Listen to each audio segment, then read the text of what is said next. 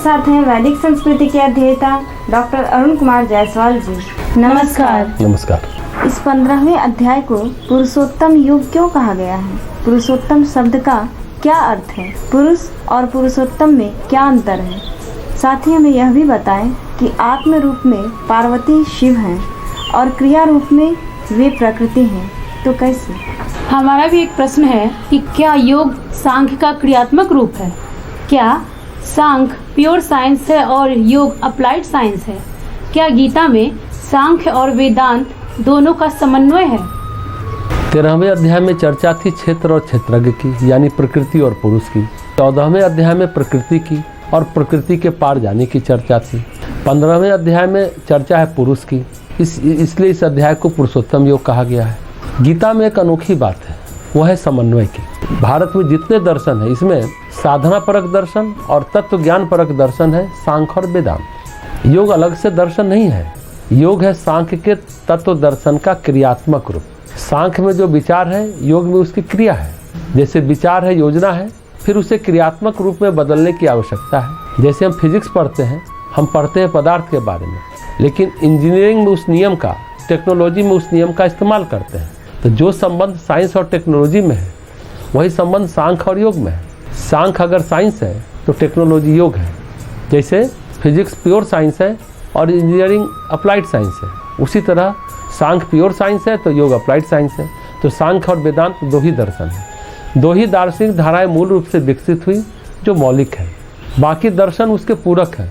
तो भगवत गीता में भी खास बात है, वह दोनों यानी सांख्य और वेदांत का समन्वय करती है। दोनों दर्शन में साधना और तत्व दर्शन है। सांख्य का जो तत्व दर्शन है वह है द्वैतवाद। सांख्य मानता है प्रकृति और पुरुष दो अनिवार्य तत्व हैं और दो हैं, वो इनको एक नहीं कर पाता। लेकिन वेदांत का कहना है कि प्रकृति और पुरुष दो तत्व नहीं है, एक है। वेदांत प्रकृति और पुरुष के सम्मिश्रण को ब्रह्म नाम की संज्ञा देता है। सांख्य इसको प्रकृति और पुरुष बताता है, दोनों अलग अलग है बताता है। सांख्य कहता है पुरुष बहुत है, इसलिए सांख्य ईश्वर की अवधारणा को इनकार करता है। सांख्य में ईश्वर नाम का कोई तत्व नहीं है। सांख्य कहता है पुरुष बहुत है और प्रकृति एक है। सांख्य और वेदांत को मिलाकर भगवत गीता एक शब्द बनाती है जिसको कहते हैं पुरुषोत्तम। तो पुरुषोत्तम का ये बड़ा गूढ़ अर्थ है। पुरुषोत्तम दो बातों की ओर संकेत करता है। पुरुषोत्तम ऐसा तत्व है जिसके सभी पुरुष अंग हैं। पुरुषोत्तम ऐसा परमात्म तत्व है जिसके सभी पुरुष अंश हैं और सभी पुरुष उसमें मिल जाते हैं। यह है पहली बात। दूसरी बात है पुरुषोत्तम वो तत्व है सृष्टि का या जीवन का या जगत का या विधान का जो सभी पुरुषों से विशेष है। जैसे भगवत गीता कहती है पुरुष विशेष होकर के ईश्वर के अंदर एक शक्ति है जो अन्य पुरुषों में नहीं है, या पुरुषोत्तम एक शक्ति है जो अन्य पुरुषों में नहीं है। वह है सृष्टि निर्माण की शक्ति, वो अन्यत्र नहीं है, वो पुरुषोत्तम में है। योग इसको थोड़ा सा मॉडिफाई करता है और ये कहता है कि विशेष पुरुष ईश्वर है। कहने का मतलब ये है जो पुरुषोत्तम है वो वेदांत के ब्रह्म के समतुल्य है। पुरुषोत्तम सांख्य के सभी पुरुषों का योग है और जो पुरुषोत्तम है उसे प्रकृति और पुरुष दोनों समाहित है। पुरुषोत्तम के अंदर ईश्वर की तरह सृजन सामर्थ्य है, सृष्टि के निर्माण की सामर्थ्य है। तो अब उस पुरुषोत्तम से जुड़ाव कैसे हो, योग कैसे हो, तो उस पुरुषोत्तम के तत्व को, सत्य को कैसे समझा जाए, वह पुरुषोत्तम कहाँ रहता है, क्या करता है, ये जो बातें हैं वह इस अध्याय की विषय वस्तु है। तीनों गुण सत्य रज तम के विषय पर गीता का 14वां अध्याय पूरा करने के बाद 15वें अध्याय में हम प्रवेश कर रहे हैं। यह है बहुत महत्वपूर्ण। पहला श्लोक ही हमें संपूर्ण ब्रह्मांड को एक बिंब की भांति देखने को कहता है। एक तुलना है, एक कल्पना है। यह संसार कैसा है? एक वृक्ष की भांति। समस्त जगत की कल्पना एक महान वृक्ष से की गई है।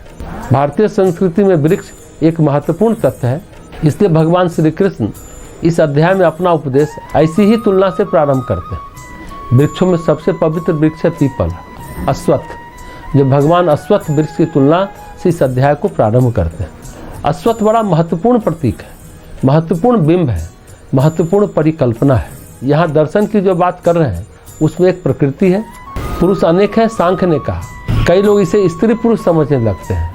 यहाँ यह स्पष्ट होना चाहिए कि स्त्री पुरुष एक सामाजिक कल्पना है, आध्यात्मिक नहीं। स्त्री और पुरुष के विचार और मान्यता का एक आधार है सामाजिक, जो उनका जीवन व्यवहार। दूसरा आधार है जैविक, उनकी शरीर की संरचना, तीसरा आधार है मानसिक, उनकी अनुभूतियाँ। लेकिन आध्यात्मिक स्तर पर कोई स्त्री पुरुष नहीं है। आज जो जीवात्मा पुरुष रूप धारण किया, कल उसके भाव में प्रकृति तत्व प्रधान हो जाए तो कल वही जीवात्मा स्त्री बन जाएगी, वही पुरुष स्त्री बन जाएगी। और अगर कोई स्त्री है और उसके अंदर पुरुष तत्व प्रधान हो जाए तो वह आत्मा पुरुष बन जाएगा। ये पुरुष और स्त्री का भेद 3 धरातल पर है, सामाजिक, जैविक और मानसिक। आध्यात्मिक धरातल पर तो सभी पुरुष ही हैं, प्रकृति स्त्री नहीं, जड़ है। अगर सांख्य के अनुसार स्त्री को प्रकृति मानेंगे तो ये मानना पड़ेगा कि स्त्री में आत्मा है ही नहीं। पर ऐसा तो माना नहीं जा सकता। अगर शिव कहते हैं पार्वती को तुमने गंगा को श्राप दिया, सबको श्राप दिया, तो तुम खुद अपने आप को श्राप दे रही हो। तुम प्रकृति को उजाड़ रही हो तो अपने आप को उजाड़ रही हो। इसका मतलब है कि शिव और शक्ति एकाकार है, वहाँ वो प्रकृति है, स्त्री नहीं है, इसलिए वो शिव से अभिन्न है। इस शरीर में शिव वास करते हैं, वे कहते हैं मैं तुम्हारे अंदर में ही वास करता हूँ। आत्म रूप में पार्वती शिव है, क्रिया रूप में वो प्रकृति है, यानी उन्हें पार्वती नहीं शिव कहना पड़ेगा। जो दुर्गा, लक्ष्मी, काली, पार्वती को ही कहते हैं, वो सामाजिक बातें हैं, समझाने की बातें। इसका आध्यात्मिक और दार्शनिक महत्व नहीं है, स्त्री नहीं है, मूल प्रकृति है पार्वती, सत्य, रज और तम को संचालित करने वाली। दर्शन अलग है, समाज अलग है। पुरुष यानी आत्मा छोड़कर मन, बुद्धि, शरीर सभी प्रकृति है, जड़ है।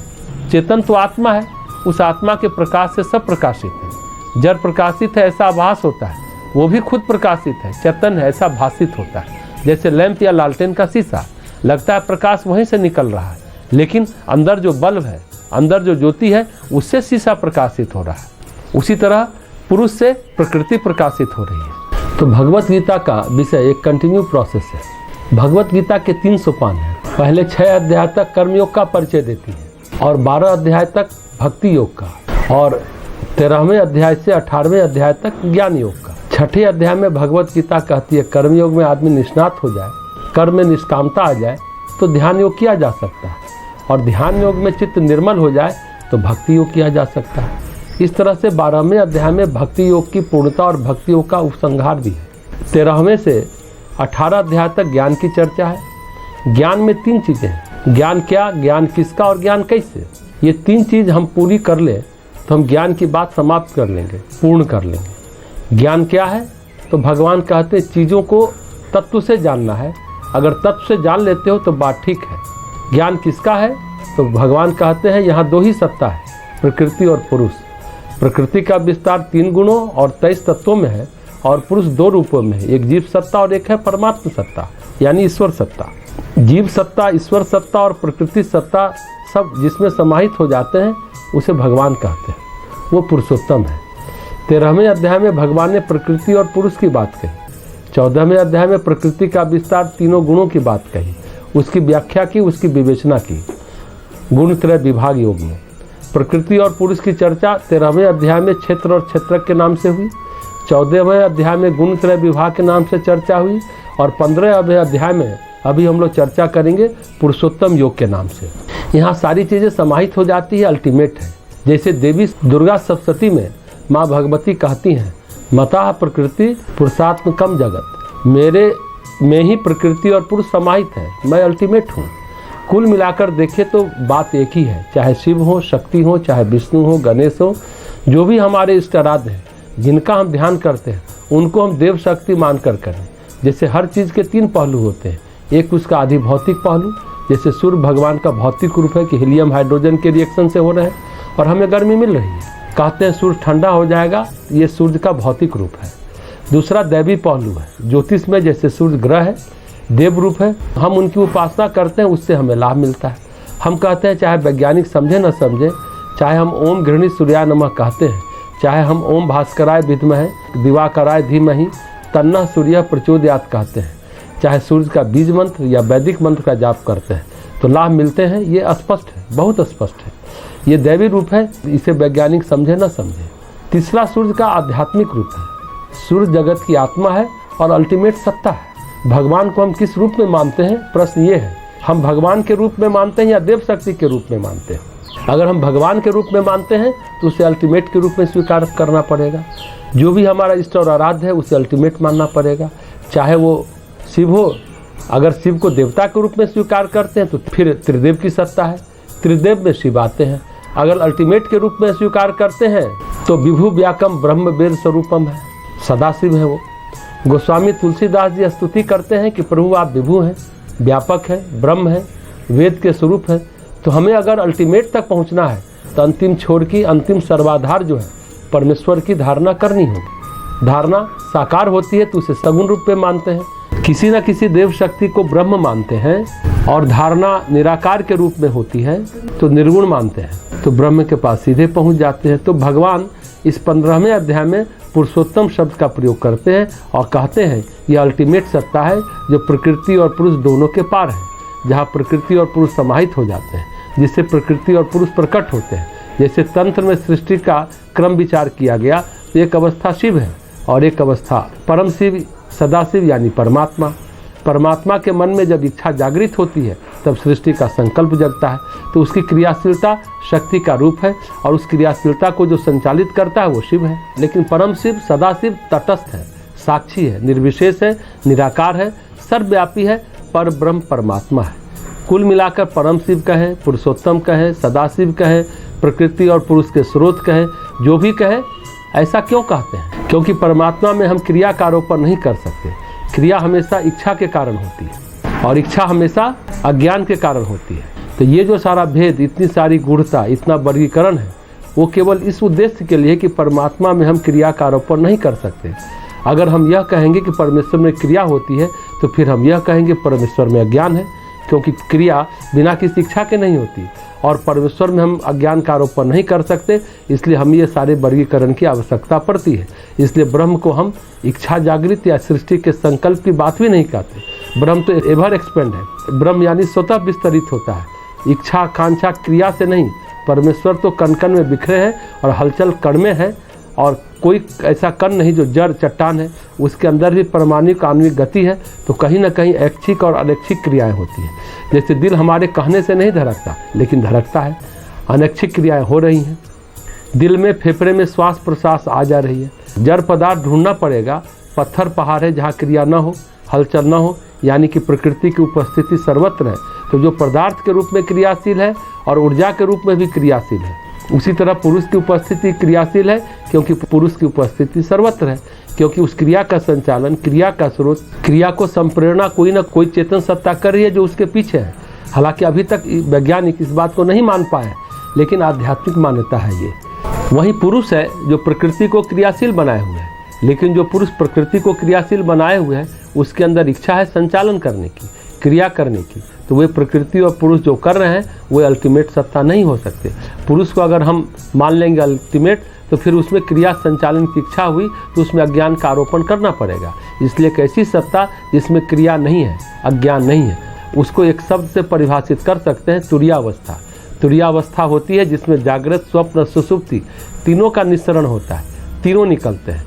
सुषुप्ति में निद्रा जैसी घोर शांति, अपार शांति, रिलैक्सेशन है, निद्रा की विश्रांति है, और जागरण का होश है, विवेक है। जहाँ निद्रा और जागरण एक साथ बसते हैं वो अवस्था तुरीय अवस्था कहलाती है। उसी तरह से प्रकृति और पुरुष जहाँ से जन्म पाते हैं, जहाँ उनका स्रोत है, वो है पुरुषोत्तम।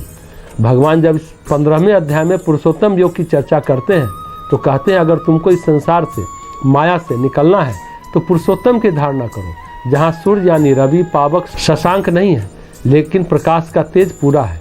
इसके अलावा भगवान कहते हैं संसार वृक्ष जहाँ से निकला है वहाँ उसकी जड़ ऊपर है, वो अवस्था क्या है? पुरुषोत्तम। उसी से संसार है, लेकिन निष्कामता तुम्हारी रहेगी तो तुम इसके असंग को छीन कर दोगे। तो ये सारी बातें विविध तरीके से संसार माया के पार कैसे जाए, कैसे अल्टीमेट शरण ले, कैसे भगवत शरणागति करे, ये है पुरुषोत्तम योग।